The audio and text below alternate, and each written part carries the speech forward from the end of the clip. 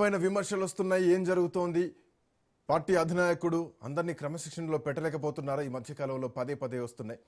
దీనికి సంబంధించి railway Koduru MLA ఘటనపైన YCP అధినేత జగన్ కూడా స్పందించారు. రాష్ట్రంలో జంగిల్ రాజ్గా మారిందంటూ కూడా ఆయన ఆవేదన వ్యక్తం చేస్తున్నారు.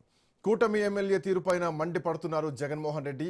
రైల్వే కోడూరు ఎమ్మెల్యే అరవ శ్రీధర్ ఒక ప్రభుత్వ ఉద్యోగి అయిన మహిళను బెదిరించి భయపెట్టాడు, అంతేకాదు లైంగికంగా లొంగదీసుకున్నాడు అన్న అంశాన్ని జగన్మోహన్ రెడ్డి బయటపెడుతున్నారు. తో పాటు ఆముదాల వలస ఎమ్మెల్యే కూన రవికుమార్ వేధింపులు భరించలేక కూడా ఒక ఉద్యోగిని ఆత్మహత్య యత్నం చేసుకుంది. సత్యవేడు ఎమ్మెల్యే కోనేటి ఆదిమూలం మహిళపై బలాత్కారం చేశాడు. మంత్రి సంధ్యారాణి పిఏపై ఫిర్యాదు చేస్తే బాధిత మహిళను జైలుకు పంపారంటూ కూడా జగన్మోహన్ రెడ్డి అంశాలన్నీ గుర్తు చేస్తున్నారు. మరో మంత్రి వాసంశెట్టి సుభాష్ రికార్డింగ్ డాన్సులు చేస్తున్నారంటూ కూడా మండిపడుతున్నారు. రాష్ట్రంలో ఏం జరుగుతోంది? అధికార కూటమి పార్టీలో ఎమ్మెల్యేలు ఎందుకు క్రమశిక్షణగా ఉండలేకపోతున్నారు? వాళ్ళ వ్యక్తిగత విషయాలు బయటకొచ్చి ఈరోజు ప్రభుత్వాన్ని మొత్తం కూడా బురద చల్లుతున్నారు వాళ్ళంతటా వాళ్ళే. హుసేన్ మా కరెస్పాండెంట్ అందుబాటులో ఉన్నారు. హుసేన్, ఫేస్బుక్ పరిచయం కాస్త అబోషన్ల వరకు వెళ్ళింది. ఈరోజు అధికార కూటమి పార్టీలో ఏమవుతోంది?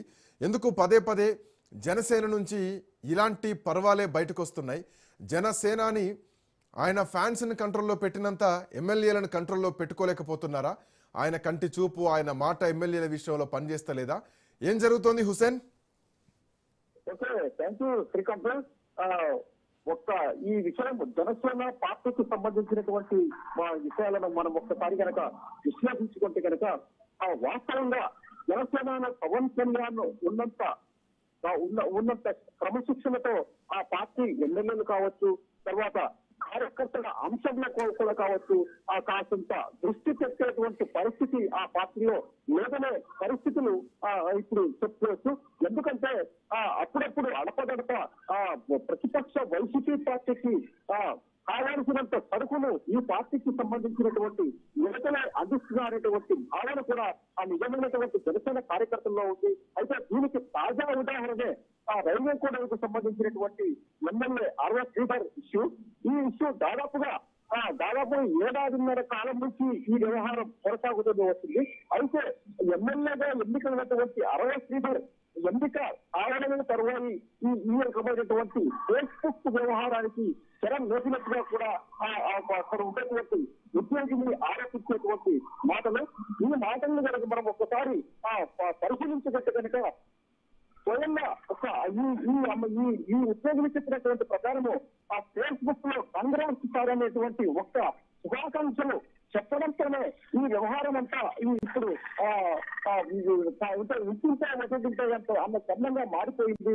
దానికి స్పందించినటువంటి ఈ 60 ఎమ్మెల్యే ఒక అసాధారణమైనటువంటి ఒక ప్రజాప్రతినిధిగా దాన్ని వదిలేసుకున్నట్టు కనుక ఈ పరిస్థితి ఉండేది కాదు.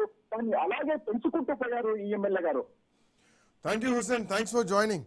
సో మహిళలపైన నేరాలకు పాల్పడే వాళ్ళ విషయంలో యోగి ఆదిత్యనాథ్ ఉత్తరప్రదేశ్ ముఖ్యమంత్రి లాగా వ్యవహరించాలి అని చేసిన పవన్ కళ్యాణ్ తన ఎమ్మెల్యేల విషయంలో ఎట్లా రియాక్ట్ అవుతారు, ఎట్లాంటి బుల్డోజ్ చేస్తారు, వాళ్ళపైన ఎట్లాంటి చర్యలు తీసుకుంటారు అన్నది చూడాల్సినటువంటి అవసరం అయితే ఉంది. మంచో చెడో స్ట్రిక్ట్గా ఉండి సేనాని కొంచెం కఠినంగా ఉంటే మిగతా వాళ్ళు కూడా క్రమశిక్షణగానే ఉంటారు. That's all for now. Next updates continue అవుతాయి. Keep watching Raj news.